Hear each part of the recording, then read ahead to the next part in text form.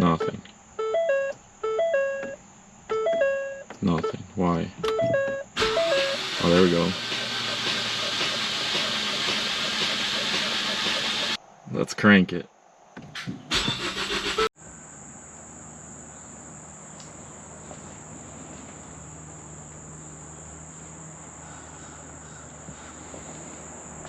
Welcome back to Later HP. Today I'm working on a project that we picked up a few days ago, and this thing was completely disassembled.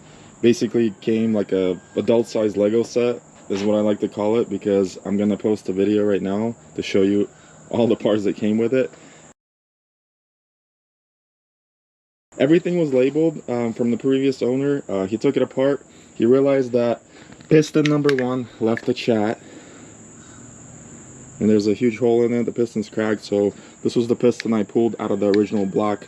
So this here is a 2017 Ford Focus ST3, which means it's the top of the line. It has the Recaro seats, leather seats. It did come with a Cobb tuner, so it is tuned. I think the previous owner said it's right now it's like a stage 1 93 pump gas tune, which is cool. He's got some carbon fiber pieces here and there, and then a custom shift knob. So this car's been sitting for probably a year and a half, 2 years, so it does look dirty. I haven't cleaned it or washed it yet. All I did was take all the parts out of the back seat and the trunk, and this is where we're at. So there are still a lot of parts on the ground that need to be assembled, but basically the engine, this is the engine that came out of it. I had one on a stand almost ready to go, so I kind of pieced one engine together out of 2, and I put the original transmission up to it, reused the turbo because this car only has 80,000 miles on it, so everything should be good. I didn't see any other issues or leaks or anything like that on the previous engine, so I was able to piece it together like I said. So basically at this point it's ready to be put in the car. I'm gonna go ahead and clean all this up, possibly pressure wash it under here and maybe outside, and then put that engine in. Once I have the engine in, I can roll it back into the garage, put it on the stands, and then put the axles in and stuff like that. So getting very close. Now the original engine is still usable. The block is fine, just the piston got a lot of damage. The head is fine, so it's still usable. I will keep it and rebuild it completely. The only issue is it's set outside at some point, and then it's got some surface rust here, which is kind of bad, but I'm sure it can be cleaned up nicely. And then either way, take this head to the machine shop, make sure it's all straight before assembly. So still gonna use this engine, maybe even build it, maybe get some nice pistons, rods, and a nice crank for it, which crank should be fine. That being said, let's go ahead and clean this up and get that engine in there.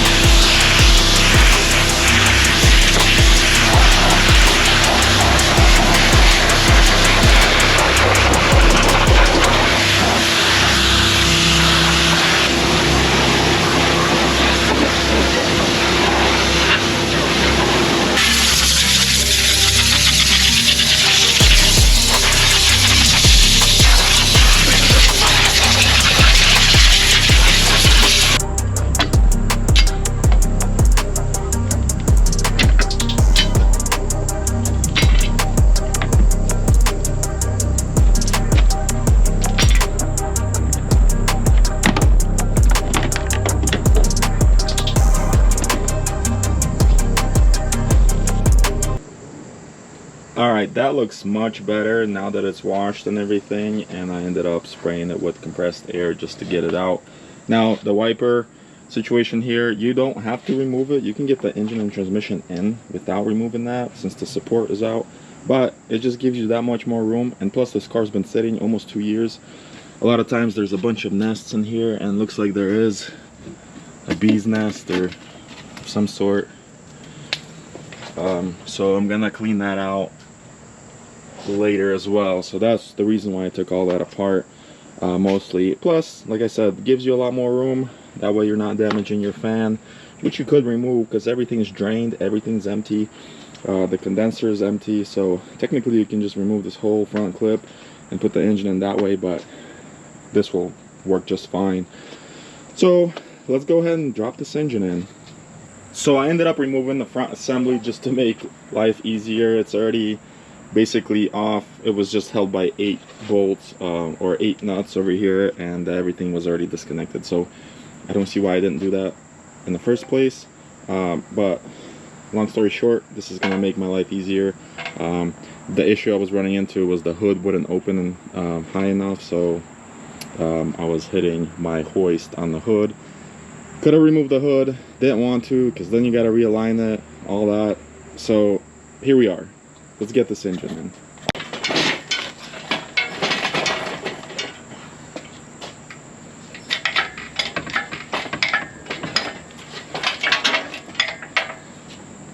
This is what I was saying, how he labeled everything. This is the motor mount bolts. It rubbed off just now because I had it on the ground, but my favorite one is this one right here, IDK.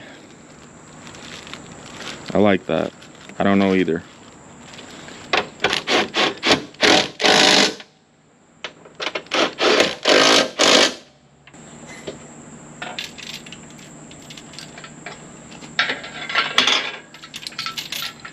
So now that the engine's in with the transmission, it's all mounted on both sides. I still have to put the transmission mount underneath, but I can do that when I have the car lifted on jack stands, and you know, I can do with the axles and everything like that. So what I'm gonna do now is I'm gonna put the car in the garage now that I have the room for it. There's not many parts left, but there's still quite a bit of work to do. I feel like the hardest part is already done. The engine is solid with the transmission, it's all in there, so it's just going through all this wiring and hooking everything up, and you know, make sure I don't miss any plugs. And if I do, I'll have a code that'll tell me I left something unplugged. But let's push this thing inside. All right, now that the car's back in the garage, I can assemble the rest of this engine. I'm gonna throw the valve cover on and play with this wiring for a few minutes. It does look like a mess, but everything will make sense once I start routing it. Both of the belts are on, the AC compressor is on. I actually put those on before I put the engine in. You probably saw that in the previous clip, but let's just get to work and get this thing cranking and running in the next few minutes.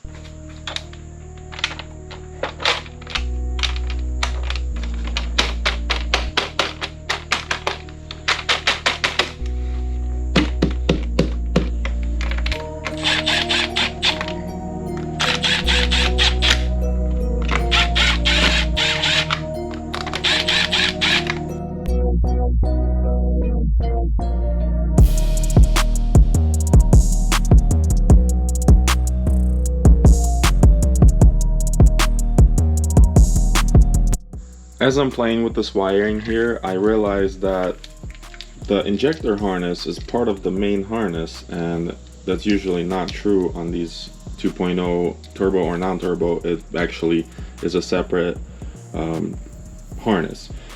And then I realized, I'm like, this is not OEM loom. And then I start following it, and it goes all the way to the PCM. So for some reason, someone snipped the wire for the knock sensor and tapped into it and then ran the wire straight to the PCM. I'm not sure exactly why somebody would do that. I'm sure there's a reason, maybe for the tune or something, but I'm getting rid of this. I'm putting it back to stock. So yeah, if somebody can explain to me why somebody would run a knock sensor It's a purple and orange wire straight to the PCM. Crazy.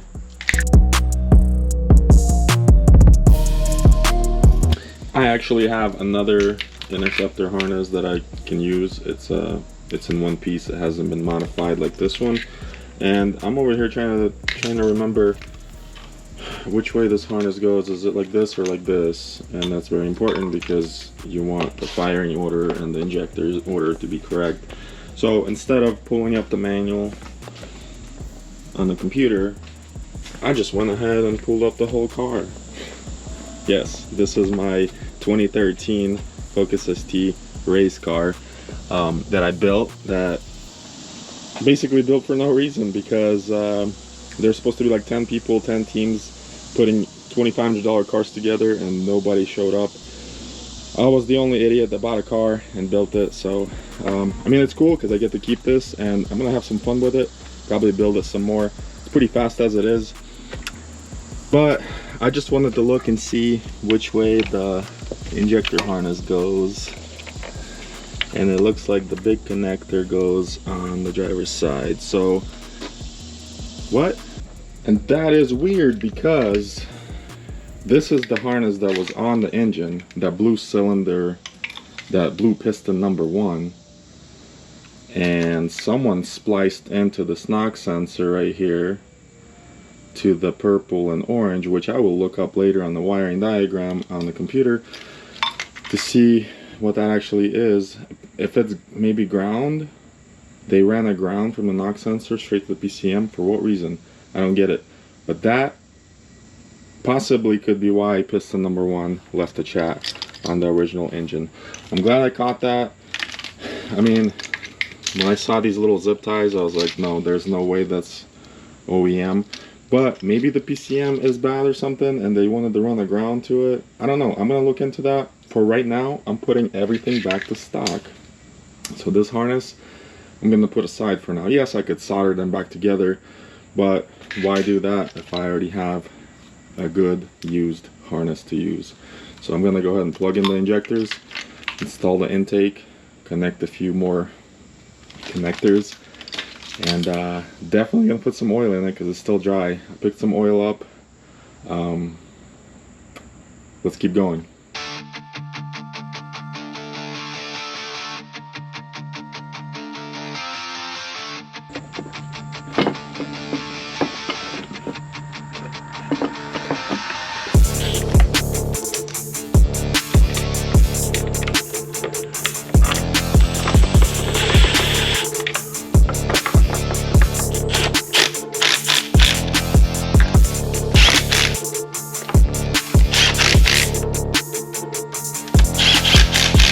So I got the intake on, all the wires are connected, the coils are not in yet because I don't have spark plugs. So I'm gonna go pick some up in a little bit. But anyways, I'm gonna turn the engine over a couple of times without the spark plugs once I dump some oil in. But that's not the point. So I might have an idea why this engine blew up in the first place. Someone replaced the clutch at some point, probably not long ago, because the clutch looked almost brand new.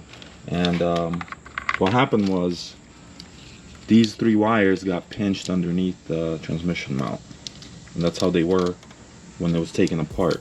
I noticed that because the loom was completely squeezed, and I'm pretty sure if I pull on these wires, they're just gonna come apart. So there was and these are like CAN bus wires and something else. Not sure if that's 100%, but I know those wires are messed up. I'm gonna have to repair them. But I'm guessing the car started having issues after that, and someone decided that they're gonna fix it by running a wire and tapping into something and tricking a PCM, telling it that, hey, it's okay, and clearly it wasn't. Cylinder 1 left the chat. Maybe that's not it, but these wires do need to be repaired. So I'll get those done, and then after that I'm ready to lift the car up, take the tires off, and put the axles in, and that's it.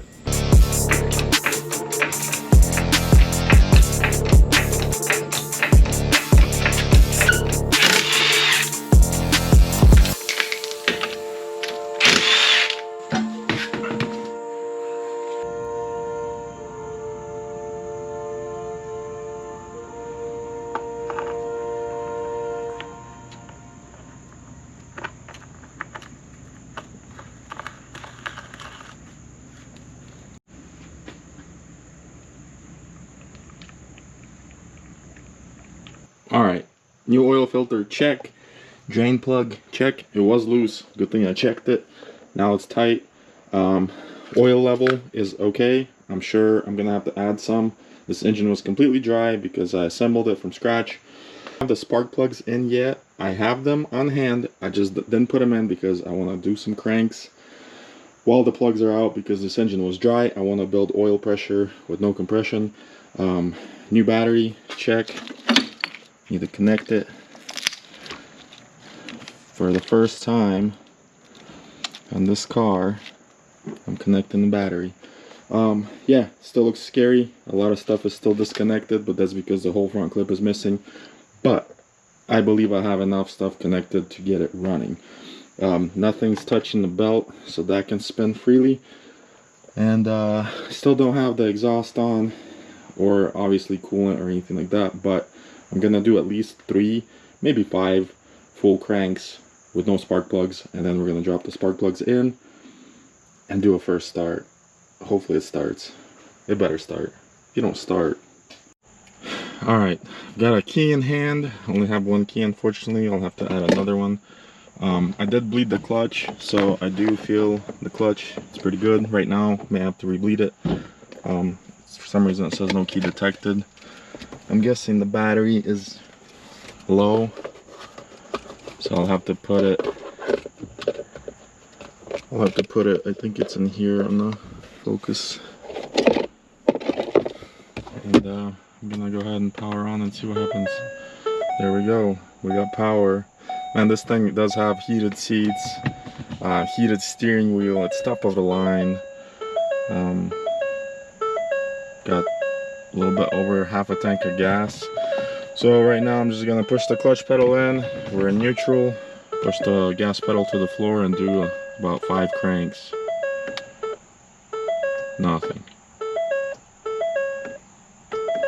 Nothing. Why? Oh, there we go.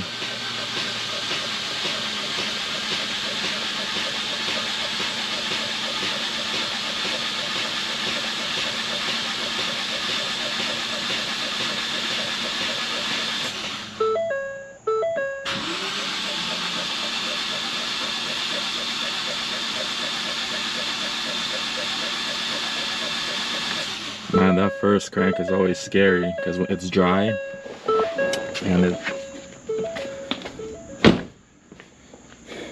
it's dry completely, so you know there's like no oil anywhere, no oil pressure, so it was like ticking, but the second crank was already smoother. So I'm gonna do, I think, one more crank.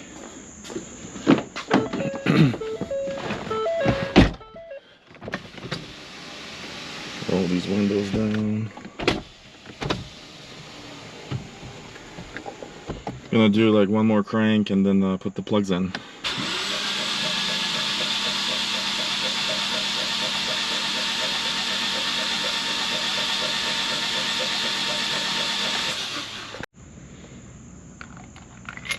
One,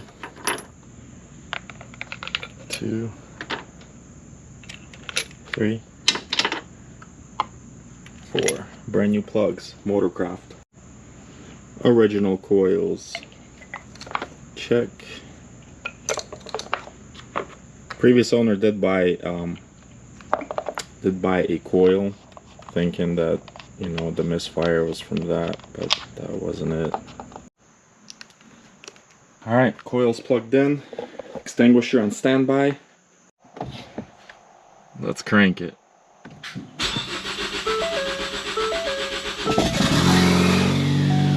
Let's go. Let's go. Alright, I'm not gonna run it for long. A little smoke from straight from the turbo because there's no exhaust. A few vacuum hoses are still unplugged and stuff like that, so it's probably running a little weird, but it runs. Let's start it one more time.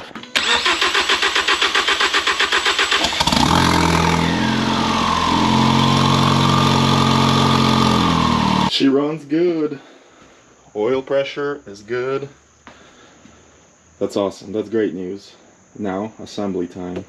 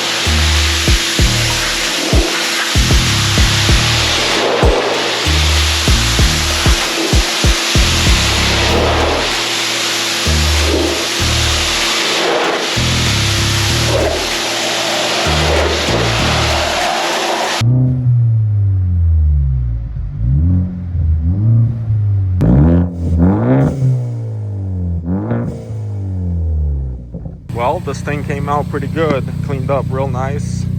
The next owner's gonna be very pleased with this car. Runs great, no codes, no misfires, all the lights work.